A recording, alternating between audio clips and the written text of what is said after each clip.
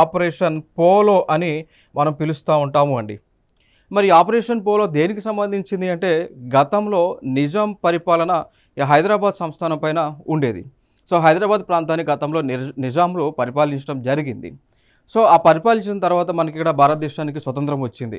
Like August 15, 1947 భారతదేశానికి స్వతంత్రం వచ్చినటువంటి సందర్భాన అన్ని రాష్ట్రాలకు కూడా అంటే అన్ని ప్రాంతాలు సంస్థానాలు కావచ్చు, దాంతోపాటు ఈ ప్రిన్స్లీ స్టేట్స్ కానీ ఏవైతే ఉన్నాయో కింగ్డమ్స్ ఏవైతే ఉన్నాయో ఇవన్నీ కూడా భారతదేశంలో విలీనం అవ్వడం జరిగింది స్వతంత్రం వచ్చిన తర్వాత.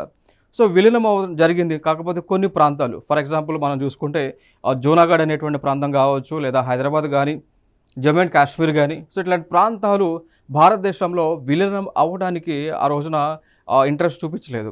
సో దానికి ఇంట్రెస్ట్ చూపించినందు కారణం చేత మన ఇండియన్ గవర్నమెంట్ ఆర్మ్డ్ ఫోర్సెస్ ఆ టైంలో ఇక నిజాం వ్యవస్థ పైన ఈ ఆపరేషన్ పోలో ద్వారా మిలిటరీ ఆపరేషన్ని వారు స్టార్ట్ చేయడం జరిగింది. సో జరిగిన తర్వాత వెంటనే ఆ నిజాంలు ఓడిపోయిన తర్వాత కంప్లీట్గా మనకి ఈ హైదరాబాద్ ప్రాంతం అనేటువంటిది ఏదైతే ఉందో ఇది తెలంగాణలో ఆ విలీనం అవ్వటం జరిగింది అండి.